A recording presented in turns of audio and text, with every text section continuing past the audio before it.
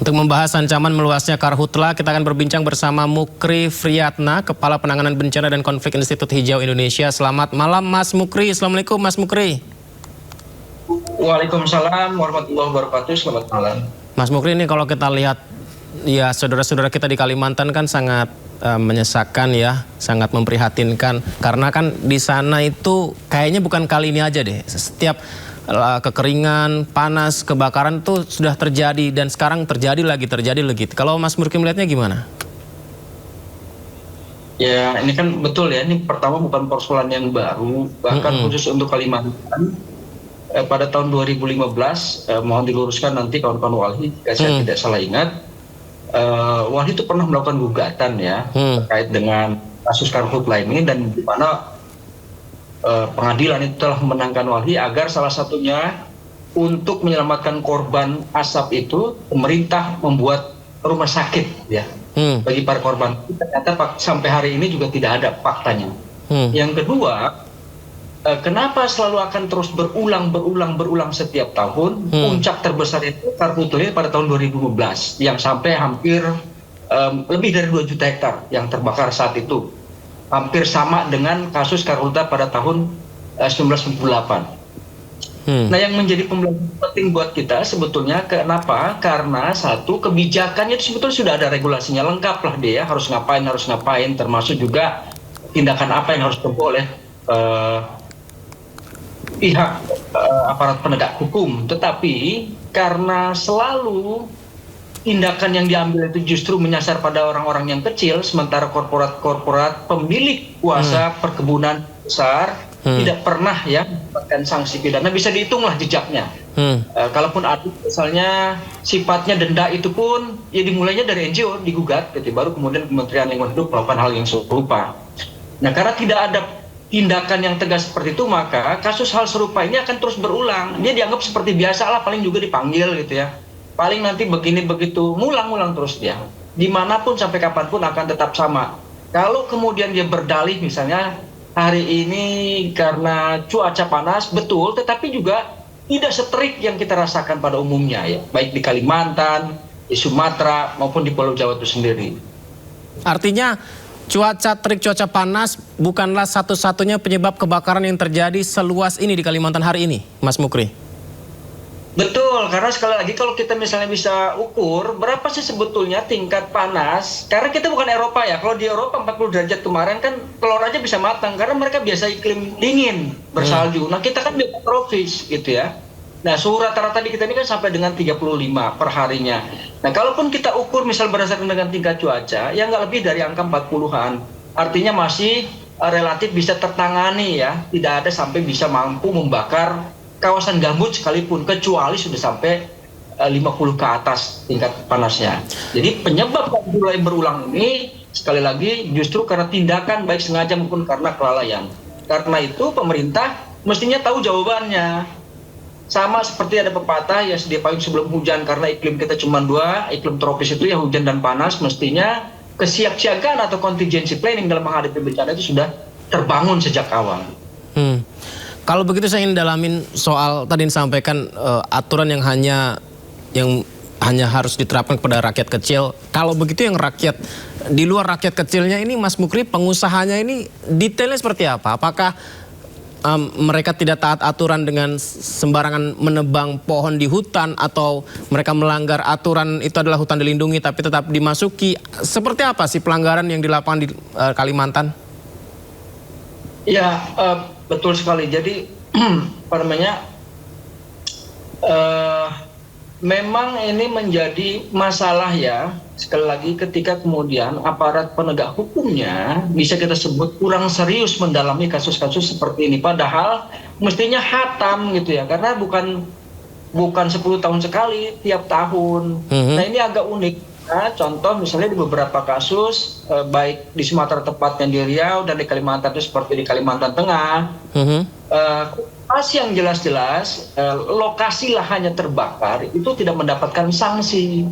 Mestinya ketika konsesi yang dimiliki oleh korporasi terbakar baik karena unsur lalai sekalipun, maka dia harus menjadi pihak yang bertanggung jawab terhadap kasus tersebut. Nah, apakah kemudian nanti ada unsur pidana di dalamnya, termasuk juga sanksi administratif berupa denda dan seterusnya, itu ya. Tinggal bagaimana kemudian penegak hukum bisa mengeksekusi persoalan tersebut. Bagaimana memastikan Berikutnya, korporasi yang bertanggung jawab dengan kebakaran hutan, apakah yang paling dekat dengan wilayah korporasi tersebut, Mas Mukri, atau gimana? enggak, dia ini kan sifatnya strict liability. Jadi dia punya tanggung jawab mutlak gitu dalam konteks lingkungan. Makanya tidak dikenal baik disengaja ataupun karena kelalaian. Karena itu yang sudah jadi acuannya. Jadi kalau karena lalai sekalipun, misalnya apa bentuk lalai? Umpama ada salah seorang karyawannya buang puntung rokok, misalnya, kan tidak sengaja buat niat membakar. Ya. Tapi bagian dari pihak yang harus ikut bertanggung jawab, itu loh. Nggak bisa lagi kemudian hanya ini kan kami tidak bakar, pasti deliknya dia akan mengelak. Ya mana mungkin kami akan bakar kebun kami sendiri. Dia seperti itu tuh. Karena itulah ada aturan yang menyebutkan tanggung jawab mutlak pihak perusahaan atau korporasi itu bukan semata-mata didudukan atau ditempatkan pada proses saat dia land clearing dengan cara membakar misalnya, tetapi termasuk salah satu faktor kelalaian itu adalah menjadi bagian tanggung jawab pihak pemegang konsesi. Kenapa? Karena di korporasi itu kan perlu ada pembinaan, perlu ada pengawasan. Apakah infrastruktur sudah memadai? Misalnya contoh menara pantau. Apakah kaitannya sudah tersedia dan seterusnya sebagaimana diatur oleh peraturan perundang-undangan yang berlaku baik lewat Undang-Undang Pengelolaan Lingkungan Hidup, termasuk juga Undang-Undang Kehutanan. Mas Mukri, saya ingin Mas Mukri dan pemirsa dan saya juga melihat tayangan ini, rekaman dari Google Maps ya. Mungkin bisa diulangin lagi teman-teman. Kalau kita lihat dari Maps ini, Mas Mukri, pulaunya sama, ya kan? Pulau Kalimantan. Tapi di situ ada Pulau Kalimantan Indonesia, ada Sarawak, Kuching Malaysia, ada Brunei Darussalam begitu ya. Nah, ini dia nih, ini yang di Kalimantan Indonesia nih. Kebakaran parah, kebakaran parah, kebakaran parah. Ini beberapa wilayah yang banyak sekali di sana.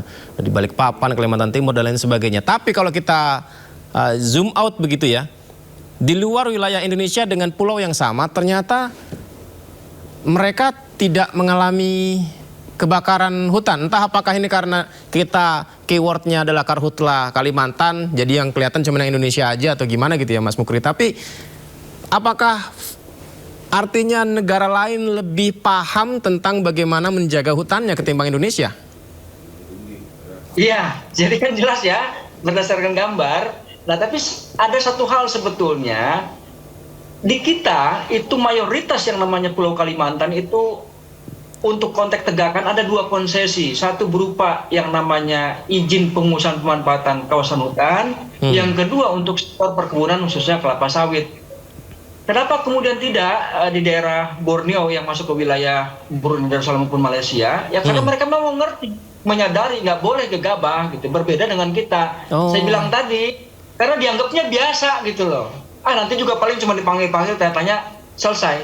Tidak ada kemudian eksekusi praktek penegakan hukumnya dalam konteks ini. Kecuali kepada yang mayoritas atau umum bisa kita lihat, kita baca, kita dengar, kita saksikan petani-petaninya yang disasar. Berarti ada sikap yang berbeda tentang menjaga hutan yang ternyata kita tidak sama dengan negara yang satu pulau, begitu Mas Mukri? Betul, betul. Ini juga menjadi menarik dan penting ya. Ketika satu sisi misalnya kita sampai hari ini belum mampu mengatasi persoalan karhutlah, tapi di sisi lain kita juga sudah sibuk menjual oksigen. Itu dikapling-kapling tuh. Misalnya sekarang Taman Nasional itu bisa diturunkan statusnya dari zona inti menjadi zona manfaatan hanya untuk kepentingan jual atau bisnis karbon. Sementara ini yang sudah berlalu, yang sekarang berlangsung sekarang ini, itu belum terjawab. Bagaimana kemudian kalau status zona inti kawasan Taman Nasional sebagai hutan alam asli diturunkan statusnya, apakah tidak menambah dampak dan masalah atau risiko ke depannya? Yang ada aja nggak mampu ditanggulangi. Kita bakal kena 2 kali sanksi. Satu, nanti dikecam buruk oleh negara internasional karena tidak mampu mengatasi. Yang kedua juga kita bisa didenda oleh negara-negara atau investor-investor menanamkan sahamnya untuk carbon trading ini. Ini yang menjadi kita khawatir bagaimana sebetulnya pemerintah menjawab persoalan di depan mata yang tidak pernah tuntas seperti itu. Mas Mukri, kalau kembali ke Karhutla Kalimantan, ini netizen kan namanya netizen ya, bisa beropini apapun gitu. Kalau saya baca-baca di media sosial, ada sampai dugaannya itu jangan-jangan terstruktur nih ya. Potensinya sejauh apa nih? Kok bisa satu pulau itu ada kebakaran? Apakah ini disengaja dan memang terstruktur? Ada potensi ke arah situ nggak, Mas Mukri? Ya, unsur kesengajaan itu pasti ada. Karena begini, ini sama motifnya ya dengan korporasi menghasilkan limbah. Biasanya berdasarkan hasil investigasi dan riset yang biasa kami lakukan gitu ya. Kalau di musim hujan, itulah kesempatan pihak korporasi penghasil limbah cair itu akan membuang limbah sungai. Kenapa? Di saat musim hujan, karena dia laju untuk mengalir ke daerah pantai itu lebih cepat dibandingkan dengan tidak ada musim hujan. Ini yang untuk kasus Karhutla juga sama, memanfaatkan momentum cuaca panas, apalagi sudah ada diumumkan namanya panas Godzilla atau apa, itu menjadi dasar atau alasan motif dibalik bagaimana kemudian ketika mereka melakukan dengan unsur sengaja itu bisa tersamarkan dengan penyebutan cuaca ekstrim atau panas seperti yang sekarang ini. Selain persoalan cuaca yang tadi Mas Mukri sampaikan, sebenarnya nggak panas-panas amat kalau dibandingkan di Eropa begitu, kita masih bisa menanganinya gitu. Tapi kalau dari tipe hutannya gitu, Mas Mukri, apakah memang lahan gambut atau di Indonesia ini Kalimantan ini gampang kebakaran itu, Mas Mukri? Ya, gambut itu bisa menjadi gampang kebakaran kalau sudah ada apinya. Tapi kalau dia tidak pernah ada api, itu tempatnya alamnya nggak ada soal gitu loh. Nah, berarti kalau tidak ada pemicu titik awalnya, nggak mungkin dia merambat. Kalau dikatakan apakah cepat menimbulkan api, benar kalau ada pemicu. Tapi kalau tidak ada pemicu, tidak ada soal. Karena lagi-lagi sifatnya yang alamiah, ya bukan buatan dari unsur manusia, tapi dia terjadi secara alamiah. Karena itu bisa dipastikan sekali lagi, motif ini adalah motif pembakaran yang saya katakan berulang-ulang ya di setiap kesempatan. Kenapa? Karena kan sebetulnya lebih mudah dan efisien untuk biaya aja. Contoh, kalau kita menggunakan obat semprot rumput untuk 1 hektar lahan, dia butuh berapa liter? Paling sedikit dia 5 liter. Kali harga per liter itu misalnya merek obat rumput, nggak usah sebutin namanya ya. Per liter misalnya 100.000. Kali 5 udah 500.000, belum upah tukangnya. Nah dengan buat 1 titik aja dia akan aman gitu loh. Tinggal biasanya juga mulai agak cerdas nih pelaku-pelaku pembakaran ini memasang media juga, jangan sampai terlampau luas biasanya. Tetapi yang mungkin tidak pernah dihitung adalah faktor kecepatan angin itu berapa. Ini yang biasanya lupa gitu. Baik. Satu lagi Mas Mukri, pemerintah mencoba untuk melakukan pemadaman. Banyak sekali petugas tim gabungan yang kelelahan ya untuk mencoba memadamkan. Tapi asap bahkan sampai dirasakan negara tetangga kita yang mengeluhkan begitu. Apa yang harus dilakukan pemerintah kita, Mas Mukri? Kondisinya udah terlanjur seperti ini, Mas. Ya, sekali lagi kita minta pemerintah, kalau mau disebut negara yang berdaulat, negara yang merdeka, negara yang bermartabat, ya beresin urusan yang ini, masa nggak apal-apal gitu loh. Dari tahun kapan bisa ada jejaknya. Bahkan untuk melacaknya, kapan hotspot itu ada, kan masing-masing pemerintah dalam hal ini. Contoh, Kementerian Lingkungan Hidup, Kementerian Kehutanan itu sudah punya monitor besar, mereka punya satelit pemantau gitu ya, menggunakan misalnya QuickBird dan seterusnya, itu kelihatan. Masa ia nggak bisa terverifikasi setelah ada informasi awal? Mestinya ini yang dilakukan. Yang kedua dan yang paling penting itu adalah penegakan hukum. Mereka ini menganggap pemerintah itu biasa aja, nggak lebih-lebih lah gitu ya. Jadi kalau tanpa dipidana, dia nggak akan pernah jera dan kapok. Yang ketiga, kalau seperti ini maka diduga kuat ada unsur kepentingan politiknya. Apa unsur kepentingan politiknya? Biasanya terjadi menjelang pilkada atau pilpres ada ijon. Jadi mereka ini kena dulu lah kalau bahasa pasar gitu, kena palak dulu. Oke, kalau ada begini begitu nanti akan kita bereskan. Itu menjadi yang lumrah terjadi dalam sektor pengelolaan sumber daya alam. Baik, Mas Mukri, semoga saja segera padam, pemerintah mendengarkan yang disampaikan Mas Mukri tadi dan segera ada solusi ke depannya. Jangan sampai nih, sekarang kejadian tahun depan, padahal yang sekarang padam nanti tahun depan kejadian lagi gitu ya Mas Mukri. Sangat, jangan sampai seperti itu ya. Mas, makasih ya Mas sudah berdiskusi bersama kami. Sehat selalu Mas Mukri, Assalamualaikum, selamat malam.